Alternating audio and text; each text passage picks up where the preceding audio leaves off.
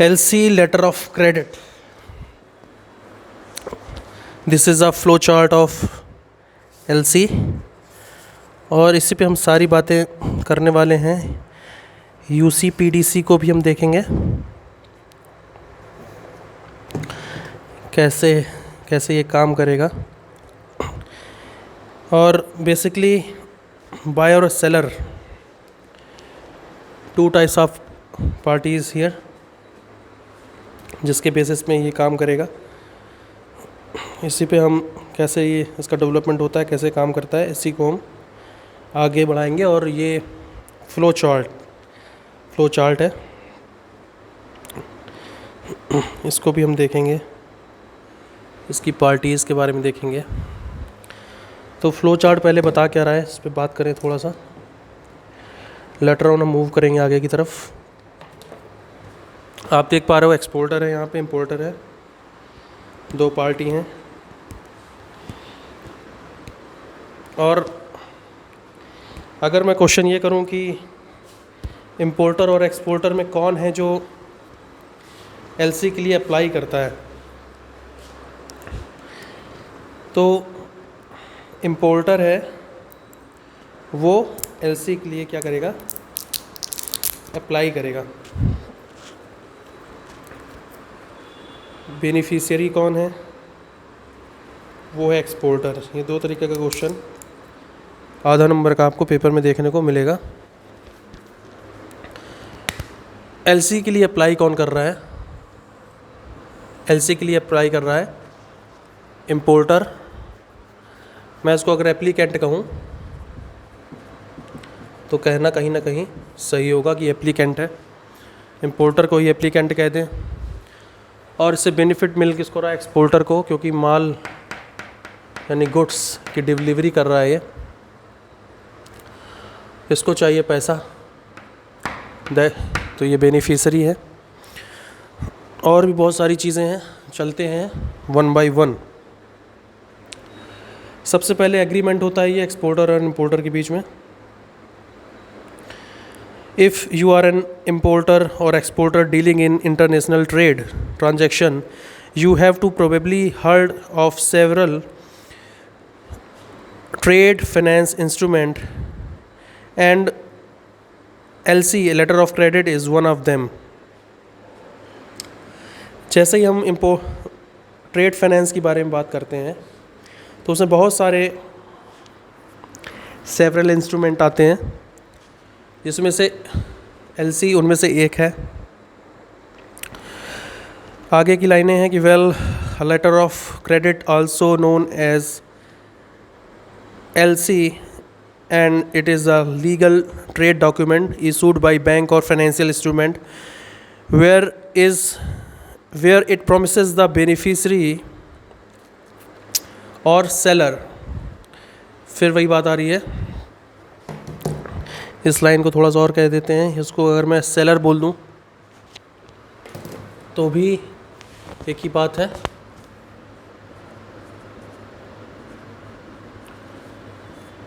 Beneficiary या seller, तो भी वही चीज़ चल रही है। वेयर बेनिफिशियरी या फिर seller that they would be paid on time and term and conditions of the contract will be met by importer या फिर बायर वर्ड और यूज़ कर देता हूँ। फ्लो चार्ट और अच्छा होता चला जाएगा, सारी चीज़ें एक ही इसमें कवर हो जाएंगी। बायर, एप्लीकेंट, इंपोर्टर, ये सारी चीज़ें कवर हो रही हैं। सेलर, बेनिफिशियरी या exporter. In short, LC, the issuing bank, ensures that trade deals goes ahead as it was planned by the parties to the contract, but in the case if doesn't, compensation will be paid by the issuing bank. अब आप इसको और समझो। अगर कोई problem आ जाती है importer और सेलर के बीच में, तो कंपनसेशन जो हो रहा है, यानी उसकी भरपाई कौन करने जा रहा है, compensation will be paid by the issuing bank, by this bank. You can see this. Agar there is a some kind of legal problems or any technical glitch, some kind of problem exist, तो problem को उसकी भरपाई कौन करेगा, compensation को paid कौन करेगा, issuing bank करेगा. इस लाइन को मैं दोबारा से पढ़ दूँ. In short, issuing bank ensures that trade deal goes ahead as it was planned by the parties. But in case if doesn't, the compensation will be paid by the issuing bank. तो उसका जो compensation है वो issuing bank उसको पे करेगा. It is issued to protect the interest of the exporter. It is issued what? LC is issued. यहाँ मैं इस पॉइंट को लिखता हूँ. LC is issued to protect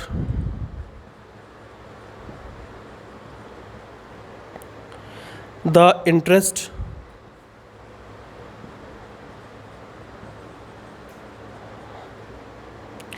of the exporter.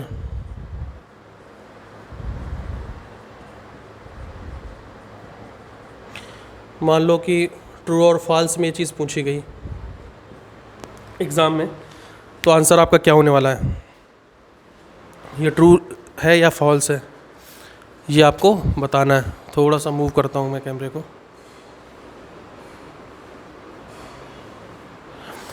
कि LC is issued to protect the interest of exporter. LC issue किस लिए की जाती है, एक्सपोर्टर के जो इंटरेस्ट हैं उसको प्रोटेक्ट करने के लिए, या फिर मैं बोल दूं सेलर के या बेनिफिशरी भी मैं वर्ड यहाँ पे यूज़ कर सकता हूँ, ऑल आर सेम. तो हमारा ये ट्रू स्टेटमेंट है. LC is issued to protect the interests of exporter और सेलर. ये लाइन बिल्कुल सही है एग्ज़ाम के पॉइंट ऑफ व्यू से. तो ये एग्रीमेंट होगा किसके किसके बीच में, सेलर यानी एक्सपोर्टर, बायर यानी एप्लीकेंट के बीच में. अब इंपोर्टर क्या करेगा, नंबर 2 पे आ रहा है, अप्लाइज फॉर LC. LC के लिए अप्लाई करने वाला है. जिसके लिए अप्लाई कर रहा है, जिस बैंक में अप्लाई कर रहा है वो कहला रहा है इशूइंग बैंक. एक लाइन मैंने और बोली थी, मैंने वो लाइन क्या बोली थी कि कंपनसेशन को पे कौन करेगा, ये करेगा issuing bank. If any problem occurs then compensation, उसकी भरपाई कौन करेगा, उसकी भरपाई करेगा अपना कौन सा bank, issuing bank. Flow chart दिमाग में बैठ जाए. इंपोर्टर की साइड होगा इशूइंग बैंक, आई इंपोर्टर की साइड होगा इशूइंग बैंक. इंपोर्टर यानी बायर, इसकी साइड कौन सा बैंक है, इसकी साइड है आपका इशूइंग बैंक है. यही क्या कर रहा है, LC को इशू कर रहा है. This bank issues LC. अब आप देखो इसने क्या किया, इशूइंग बैंक ने LC ओपन कर दी. ये देखो थर्ड पॉइंट पे ये दिखा रहा है LC ओपन होके यहाँ आ गई. ये एक बैंक कौन सा है, एडवाइसिंग या कन्फर्मिंग बैंक. आगे चल के हम ये देख सकते हैं कि एडवाइसिंग बैंक अलग हो सकता है, कन्फर्मिंग बैंक अलग हो सकता है. और अभी के लिए फ़िलहाल मान लो यही एडवाइसिंग बैंक है, यही कन्फर्मिंग बैंक है. हम इसके बारे में बात करेंगे, advising bank and confirming bank. अब जो एडवाइसिंग बैंक है वो किस साइड है, एक्सपोर्टर की साइड है. ये कहाँ पे है, एक्सपोर्टर की साइड है. ये क्या कर रहा है, LC को वेरीफाई कर रहा है. जो जारी किसने की है, इशूइंग बैंक ने जारी करी LC. एडवाइजिंग बैंक के पास LC जाती है और ये क्या करता है, वेरीफाइज LC. LC को क्या कर रहा है, ये वेरीफाई कर दे रहा है. यहाँ तक की बात तो क्लियर हो रही होगी. इसको अब ठीक है। तो ये क्या कर दे रहा है, वेरीफाई कर रहा है एलसी को। कौन वेरीफाई कर रहा है, एडवाइसिंग बैंक या फिर कन्फर्मिंग बैंक नहीं कहेंगे अभी, मैं इसको एडवाइसिंग बैंक कहता हूँ। अच्छा, कुछ पॉइंट्स मैं पढ़ता हूँ एडवाइसिंग बैंक के बारे में, एग्जाम के पॉइंट ऑफ व्यू से इंपॉर्टेंट है। Advising bank is the bank that advises the credit at the request of issuing bank.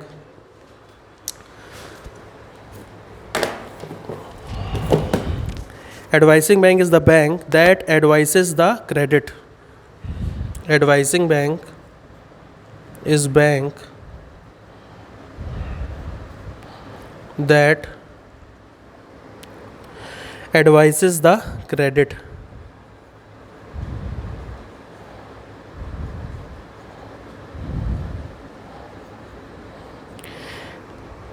At the request of issuing bank.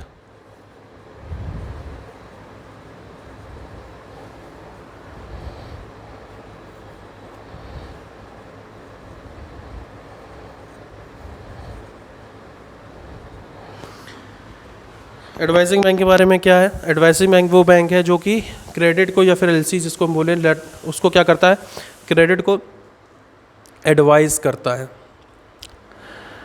At the request of issuing bank. Advising bank ये check कर रहा है कि जो LC issue करी है उसके जो टर्म्स एंड कंडीशंस हैं, सारी चीज़ें जो उसमें मेंशन की गई हैं उसको वेरीफाई कर रहा है और एडवाइस किसको कर दे रहा है, वो सेलर को, कि हाँ भैया गुड्स को क्या कर दो, डिलीवर कर दो, शिपिंग कर दो उसकी।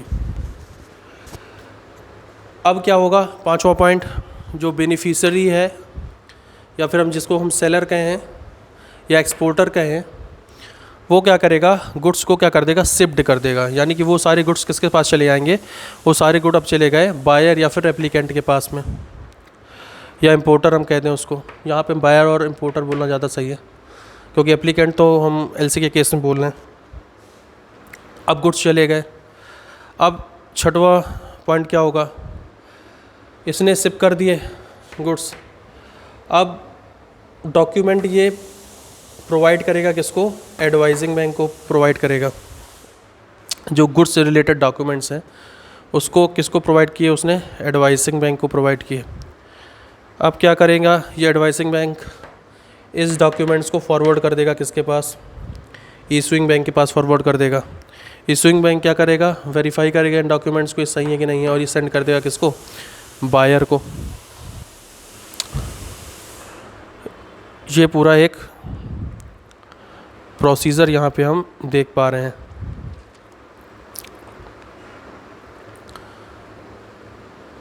अब थोड़ा और आगे चलूँ मैं। An advising bank that is not a confirming bank advises the credit and any amendment without any obligation to honor it, provides advices to the beneficiary to take the responsibility of sending the documents to the issuing bank, and it is normally located at the country of the beneficiary।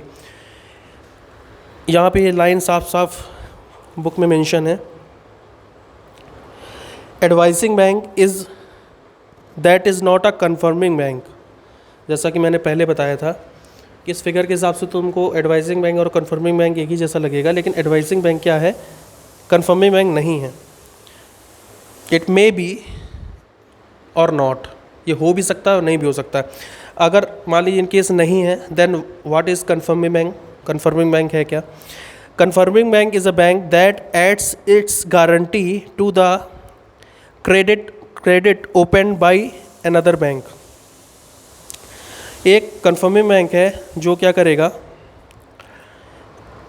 Add करेगा अपनी guarantee को to the credit open by another bank, thereby undertaking the responsibility of payment, negotiation, acceptance under the credit addition to the issuing bank. Confirming bank plays an important role where the exporter is not satisfied with the undertaking of only the issuing bank. Even if issuing bank fails to honor, confirming bank must pay to the beneficiary. बड़ी ही important line है, इसको मैं ज़रा explain कर दूं। तो मैं बात कर रहा था कि एडवाइसिंग बैंक और कन्फर्मिंग बैंक, क्या एडवाइसिंग बैंक ही कन्फर्मिंग बैंक है? चूँकि मैंने यहाँ लिख तो दिया इसको, तो इट मे बी और नॉट। अब देखो, इसको फंडे को थोड़ा सा और फंडा क्लियर करते हैं। एक्सपोर्टर है यानी ये सेलर है,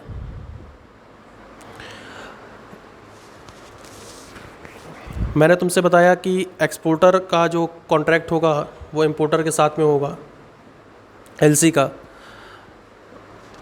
और मैंने तुमको ये भी बताया LC is issued to protect the interest of exporter, यानी कि इसके इंटरेस्ट को सेव करने के लिए एलसी को इशू किया जा रहा है। थोड़ा सा और अंदर घुसेंगे इसमें कि एक्सपोर्टर ने मान लीजिए इंपोर्टर के साथ कॉन्ट्रैक्ट किया, सेलर ने बायर के साथ कॉन्ट्रैक्ट किया। एक कोई मशीन है जो इसको चाहिए, और ये सेलर है। और मैंने जैसा कि तुम्हें बताया कि मोस्ट ऑफ द इंटरनेशनल जो ट्रांसपोर्टेशन होता है उसमें इसका यूज़ करते हैं। इन दोनों को एक दूसरे पे भरोसा नहीं है। इसको लग रहा है कि मैंने मान लीजिए मशीन भेज दी, उसने मुझे पैसा ना दिया, तब क्या होगा। तो उस कंडीशन में एलसी इशू की जा रही है। और ये अलग अलग कंट्रीज़ में ये चीज़ें होती हैं, हो सकती हैं, मोस्ट ऑफ द होती ही हैं। चूँकि मुझे बताना है कन्फर्मिंग बैंक के बारे में, तो थोड़ा सा और डिटेल में अंदर जाते हैं। सेलर है, ये मान लीजिए यूएसए में है। एप्लीकेंट या बायर इंपोर्टर ये आपका इंडिया में है। इसका जो अकाउंट है, इसका अकाउंट एसबीआई में है। तो जाहिर सी बात है कि एसबीआई यानी कि इशूइंग बैंक होगा, और ये एलसी को ओपन करेगा। ओपन कर दिया इसने। एडवाइसिंग बैंक, जिससे कि एक्सपोर्टर एडवाइस ले रहा है, इसका अकाउंट कहाँ पर है? सिटी बैंक में है। यानी ये सिटी बैंक कौन सा बैंक हो गया? एडवाइसिंग बैंक हो गया। मैंने तुमको ये पूरा प्रोसेस बताया था। इस प्रोसेस में था कि एक्चुअल में कि कॉन्ट्रैक्ट को लेकर ये लोग एग्री हो जाते हैं। ये जाता है इशूइंग बैंक यानी एसबीआई के पास में, और एलसी ओपन हो जाती है। ये एलसी भेज देता है एडवाइसिंग बैंक को। एडवाइसिंग बैंक क्या करेगा? वेरीफाई करेगा एलसी को, और टुवर्ड्स द एक्सपोर्टर वो एलसी को सेलर के पास या एक्सपोर्टर के पास भेज देगा। जैसे ही एलसी यहाँ तक आई, गुड्स क्या हो जाएंगे? शिफ्ट हो जाएंगे। गुड्स इसके पास पहुँच गए, और गुड्स के जो डॉक्यूमेंट हैं वो एडवाइसिंग बैंक के पास चले गए। जो ये डॉक्यूमेंट जाते हैं उनको हम कहते हैं बिल ऑफ लेडिंग। अब बिल ऑफ लेडिंग क्या है, मैं इसको थोड़ी देर में आपसे डिस्कशन करूँगा, बाद में डिस्कशन करूँगा। अभी के लिए फ़िलहाल समझ लो ये बिल ऑफ लेडिंग है। अब डॉक्यूमेंट एडवाइसिंग बैंक फॉरवर्ड कर देगा किसको? इशूइंग बैंक को। जैसे डॉक्यूमेंट इशूइंग बैंक के पास आते हैं, वो क्या होगा? इशूइंग बैंक क्या करेगा? पैसा पे कर देगा। किसको? एक्सपोर्टर को। अब ये इंटरनल प्रोसेस है कि कैसे वो पे कर रहा है एक्सपोर्टर को। इसको पैसा मिल जा रहा है, इसको डॉक्यूमेंट मिल जा रहे हैं। लेकिन अब सपोज़ करिए कि जो एक्सपोर्टर है यानी जो सेलर है उसको ट्रस्ट नहीं है किस पे, इशूइंग बैंक पे, उसको ट्रस्ट नहीं है।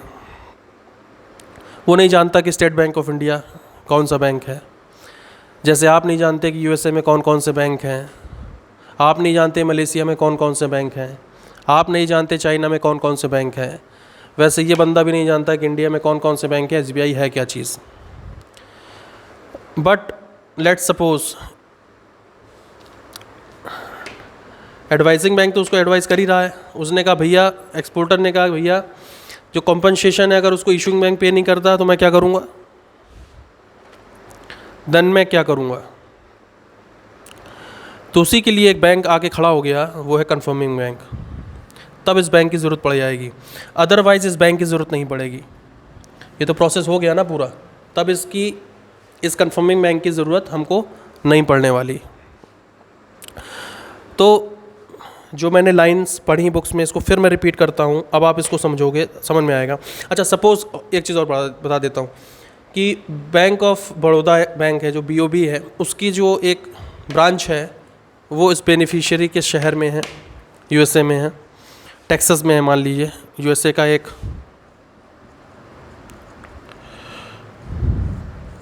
शहर है Texas,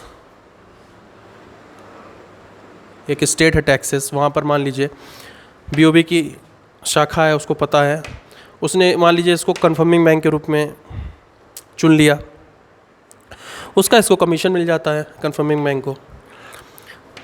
even if issuing bank fails to honour, even if issuing bank fails to honour, then what, confirming bank must pay to beneficiary. तब इस कन्फर्मिंग बैंक को क्या करना पड़ेगा, बेनिफिशियरी को पैसा देगा वो, अगर ये इशूइंग बैंक ऑनर करने में फेल हो जाता है। तब इस बीओबी का यानी कि बैंक ऑफ बड़ौदा का, या फिर हम कहें इस कन्फर्मिंग बैंक का, ये बैंक कोई और भी बैंक हो सकती है, ये बैंक ऑफ बड़ौदा ही नहीं हो सकती, ये कोई अदर बैंक हो सकती है, इंडियन बैंक ना होकर के कोई और बैंक भी हो सकती है। तो ये कन्फर्मिंग बैंक का रूल तब आ जाता है कि even issuing bank is failing, then confirming bank must pay the amount to beneficiary। ये है कन्फर्मिंग बैंक का रूल। मैं बाकी लाइनें थोड़ा सा पढ़ता हूँ। Confirming bank is the bank that adds is its guarantee to credit open by another bank. Clear हो रही है बात। Thereby undertaking the responsibility payment acceptance under the credit. In addition that to the issuing bank, confirming bank plays an important or vital role where the exporter is not satisfied with the undertaking of only issuing bank। यहाँ साफ साफ कह रहे हैं कि exporter सिर्फ satisfy नहीं है अगर इशूइंग बैंक से, even if the issuing bank fails to honor, confirming bank must pay the amount to the beneficiary। then इस confirming बैंक का रोल आ जाता है। मैं चीज़ों को और रिपीट करता हूँ। इंपोर्टर की साइड होगा कौन सा बैंक, इंपोर्टर यानी कि बायर, इसके साइड कौन सा बैंक होगा, आई इशूइंग बैंक। सेलर की साइड कौन कौन से बैंक आ रहे हैं, advising bank, confirming bank. Documents क्या कहला रहे हैं, बिल ऑफ लेडिंग। इसका भी किस तरीके की बिल ऑफ लेडिंग होती है, हम इस पर भी बात करने वाले हैं।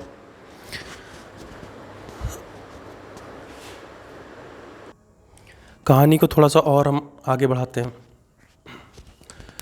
दो टर्म्स आपको कभी कभी और देखने को मिल सकते हैं, एक तो निगोशिएटिंग बैंक और एक रिम्बर्समेंट बैंक का आपको टर्म देखने को मिल सकता है।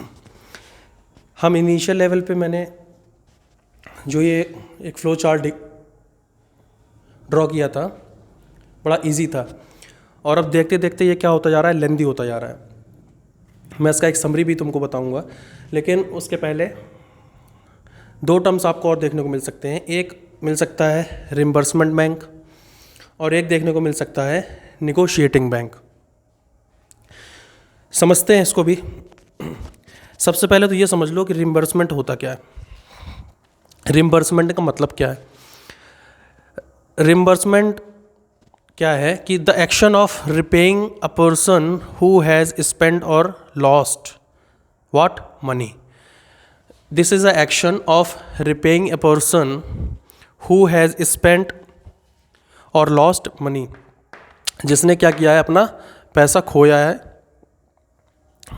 तो उसको, या लॉस हुआ है, पैसा नहीं खोया, कोई लॉस हुआ है उसको, तो उसकी भरपाई कैसे होगी, पैसे से होगी। उसकी भरपाई कैसे से होगी, पैसे से होगी। जैसे the family received insurance reimbursement, जैसे आप इंश्योरेंस वगैरह कराते हो, तो अगर कोई कैजुअलिटी हो जाती है बाद में या कुछ ऐसा होता है, तो उसका जो पैसा आपको मिलता है उसको एक्चुअल में बोलते क्या है, रिम्बर्समेंट्स। वो टर्म रिम्बर्समेंट यूज़ किया जाता है। The family received insurance reimbursement, इसको ऐसे हम डिफाइन करते हैं। The family received insurance reimbursement, ये चीज़ ओके हो गई। तो रिम्बर्समेंट बैंक का काम क्या आता है, इसको हमने थोड़ा सा और फिगर को क्या कर दिया है, और ज़्यादा एक्सप्लोर कर दिया है। अभी तक क्या था, अभी तक अपने पास इशूइंग बैंक था, अब मैंने एक बैंक और बढ़ा दिया यहाँ पे, रिम्बर्समेंट बैंक। अब ये कर क्या रहा है, reimbursement bank is the bank authorised to honour the reimbursement claim in settlement with it by negotiating bank. अब यहाँ पे एक नेगोशिएटिंग वर्ड आ गया। अब नेगोशिएटिंग बैंक कौन सा है,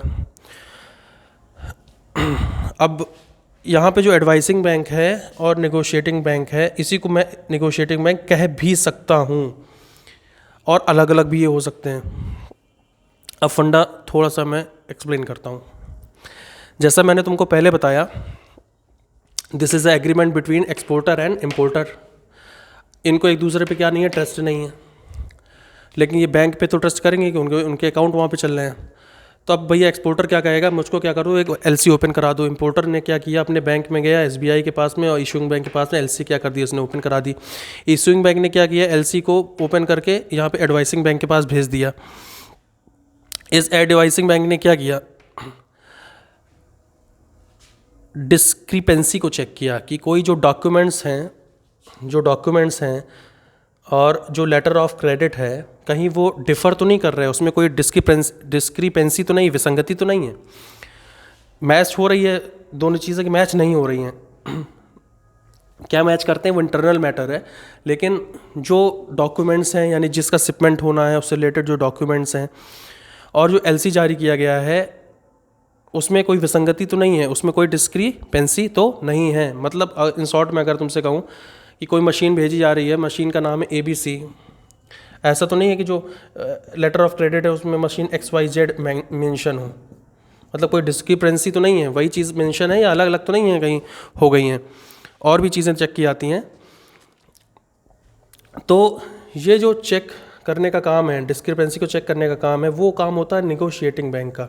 अब ये बहुत सेम भी हो सकते हैं, लेकिन अलग अलग भी हो सकते हैं। एडवाइजिंग बैंक क्या है, मोटा मोटी अगर देखें, अगर इसमें इसको अलग अलग करना बताऊं, तो जो एक्सपोर्टर है वो तो अपने बैंक के पास जाएगा, यानी कि किसके पास, सिटी बैंक के पास जाएगा। वो उसको क्या करेगा, एडवाइस करेगा, क्योंकि उसका अकाउंट यहाँ पे चल रहा है, ठीक है सब। और यही बैंक निगोशिएट भी कर सकता है, एडवाइसिंग बैंक, यानी कि एलसी और डॉक्यूमेंट को क्या करेगा, डिस्क्रिपेंसी को क्या करेगा, चेक करेगा। या फिर हो सकता है कि इसको मैं अलग से बना दूं, फिर एडवाइसिंग बैंक के बाद ये चला गया, मान लीजिए एडवाइसिंग बैंक अगर नेगोशिएटिंग बैंक ना होता तो एडवाइसिंग बैंक के बाद क्या हो जाता, एक मैं लाइन और ड्रॉ करता, एक मैं बैंक और बढ़ा देता, जिसको मैं निगोशिएटिंग बैंक बोल देता। तो मैं उस कंडीशन में क्या कह देता कि एडवाइसिंग बैंक के बाद ये निगोशिएटिंग बैंक क्या कर रहा है, एलसी को क्या कर रहा है, डिस्क्रिपेंसी को क्या कर रहा है, चेक कर रहा है। और फिर यहाँ से एलसी कहाँ पे जा रही है, एडवाइसिंग बैंक के पास जा रही है। मैं थोड़ा सा एक लाइन और उसमें क्या कर देता, बढ़ा देता, लेकिन लमसम मैं इसको एक ही मान के चल रहा हूँ, अलग अलग हो सकते हैं। उस कंडीशन में क्या होता कि एलसी सीधे एडवाइसिंग बैंक के पास ना आके पहले जाती निगोशिएटिंग के पास, बैंक के पास में, ये तीसरा नंबर, और फिर ये जाती है एडवाइसिंग बैंक के पास में। फिर डिस्क्रिपेंसी जब वो चेक कर लेता तो वेरीफाई कर लेता, ये मैंने लिखा है कि वेरीफाइज एलसी। उसके बाद क्या होता, एक्सपोर्टर के पास। अच्छा एक चीज़ और बताता हूँ, जैसे मैंने तुमको पहले बताया कि जब ये गुड्स शिफ्ट हो जाते हैं उसके बाद क्या हो जाता है, पैसा क्या हो जाता है, एक्सपोर्टर को मिल जाता है। किसके द्वारा मिल जाता है, इशूइंग बैंक के द्वारा मिल जाता है। अब सीधे तो नहीं मिल जाएगा, ये पैसा यहाँ से यहाँ आया, या यूं कहें कि इशूइंग बैंक ने एडवाइसिंग बैंक को बोल दिया कि भैया पैसा क्या कर दो, एक्सपोर्टर को दे दो, एडवाइजिंग बैंक ने पैसा एक्सपोर्टर को दे दिया, या इसने फ़ंड को ट्रांसफ़र किया फिर यहाँ से यहाँ पैसा गया, ऐसा भी हो सकता है। एक कंडीशन और हो सकती है कि जैसे क्या हुआ, नेगोशिएट एलसी क्या हो गई, चेक कर लिया एलसी को किसने, नेगोशिएटिंग बैंक या हम कहें या फिर एडवाइसिंग बैंक ने मान लीजिए चेक कर लिया कि कोई डिस्क्रिपेंसी तो नहीं है। उस कंडीशन में अभी डॉक्यूमेंट क्या हुआ, शिफ्ट नहीं हुए हैं, उसके पहले भी एडवाइसिंग बैंक क्या कर सकता है, उसको एडवांस पेमेंट दे सकता है, ऐसा भी चलता है, ऐसी भी चीज़ें होती हैं। आपके टर्म्स कैसे हैं, ट्रस्ट कैसा है आपका बैंक के साथ में, वो अलग मैटर है, वो सारी चीज़ें अलग होती हैं। तो ये क्या हो जाती हैं ये चीज़ें, नेगोशिएटिंग बैंक यहाँ पे इस तरह से आ जाता है। अब रिम्बर्समेंट बैंक, जैसे मैंने तुमको बताया कि कोई मान लीजिए कोई क्लेम का सेटलमेंट होना है, तो उस कंडीशन में क्या हो गया, जो रिम्बर्सिंग बैंक होगा वो क्या करेगा, this is a bank authorise to honour the reimbursement claim. उस जो रिम्बर्समेंट का जो क्लेम है उसको चेक करेगा, कौन करेगा, रिम्बर्सिंग बैंक करेगा। तो कभी कभी बुक्स में एक लाइन और ऐड हो जाती है, तो this is some kind of master video कि मैंने लमसम यहाँ पे सारी चीज़ें क्या करी हैं, क्लियर करने की कोशिश करी है। अच्छा एक चीज़ और है, वैसे बैंक पैसा इनकम कैसे होती है, उसको प्रॉफिट कैसे होता है, इनकम कैसे होती है, वो होती है इंटरेस्ट इनकम होती है बैंक को, कि बैंक इंटरेस्ट इनकम कमाता है चीज़ों से। लेकिन एनसी के केस में क्या होता है, नॉन इंटरेस्ट इनकम होती है। This is a non interest income. I hope कि एलसी के इस फ्लो चार्ट से बहुत सारी चीज़ें समझ में आई होंगी। और इसके बाद टाइप्स ऑफ एलसी है, यूसीपीडीसी है, और बिल ऑफ लेडिंग है। हम फर्दर आगे उसको कवर करेंगे। Thank you.